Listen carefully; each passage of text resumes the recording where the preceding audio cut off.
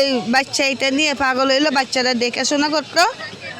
দেখাশোনা করতো খুঁজে মাগে যে যেটা দিত এইটা খাইতো।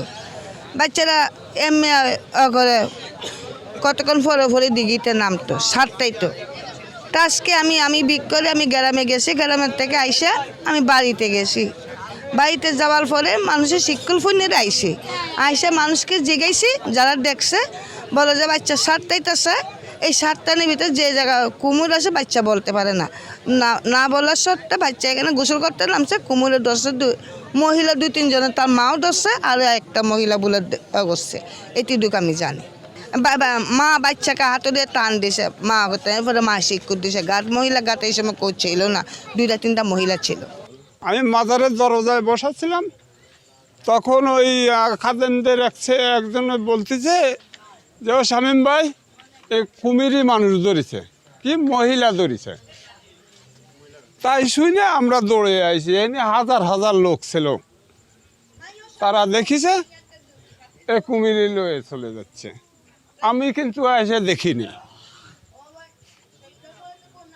আমি চিল্লাপাল্লা করেছি শিগগির নৌকো নিয়ে আসো, নৌকো দিয়ে উদ্ধার করা যায় নাকি কোনো কায়দায়।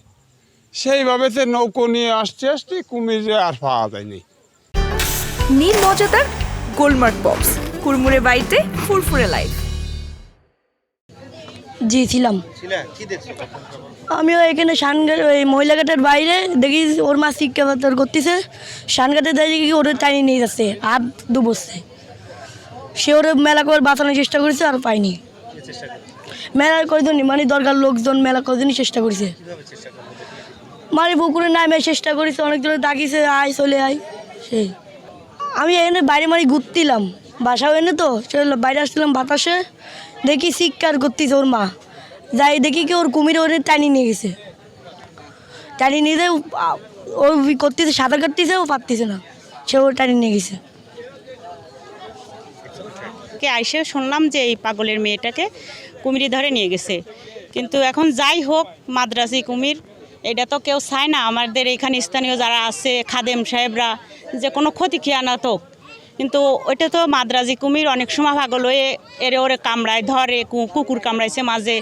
তো এখন চাচ্ছি ওই মেয়ের মা খুব পাগল, যে জায়গার থেকে যেই একটু খাবার দেয় বাচ্চা জুনি নিয়ে আসে। এখন আপনারা প্রশাসন যারা আছে, লোকজন যারা আছে, সবাই মিলে বাচ্চাটাকে খুঁজে তার মার সামনে দেন। মা কাঁদতেছে, আমিও তো একটু মা, আবার কত সময় পর এরম তাকায় দেখাচ্ছে যে এরম করে বলতেছে, আবার বলতেছে ফাতেমা। আপনার পুলিশে জিজ্ঞেস করলো নাম বলিছে, মেয়ের নাম বলিছে, মার নাম বলিছে, আবার চোখ বুঝে এরম করে থাকতেছে। এখন আপনারা সবাই মিলে চেষ্টা করে বাচ্চাটাকে খুঁজে পান নাকি এটুকু একটু চেষ্টা করেন, আমার এটুকু দাবি আপনাদের কাছে। এখানে আমরা ঘুরতে আসছিলাম, ঘুরতে আসার পরে দেখলাম যে মাজারের এখানে নাকি যে দিঘির যে কুমিরটা আছে সেই কুমিরটা নাকি একটা বাচ্চা মেয়েকে ধরছে, এটা শুনলাম, বাট এখনও দেখি নাই, বাট হচ্ছে শোনা মুখে যেটা। এখন পরিস্থিতি দেখতেছে লোকজন ভিড় করে আছে এবং লোকজন হচ্ছে সেই বাচ্চাটাকে পাওয়া যায় কি না সেটার জন্য কৌতূহলী অনেকেই আছে, ডিফেন্সের লোক আছে এবং অনেক সাংবাদিকরা এখানে রয়েছে, তারা খোঁজ খবর নিচ্ছে এবং তদারকি করতেছে যে বাচ্চা মেয়েটাকে পাওয়া যায় কি না। আগে এসে এখানে মাগরিবে এশার আজানের 10 মিনিট আগে এসে এখানে বসছি ওই দোকানে। এখানে আমি ডিউটি জয়েন করে পারিনি। এখন ওই পাগলির মা, ওই বাচ্চাটার মা ওইখানে এসে এই দোকানে এসে পান চাচ্ছিল।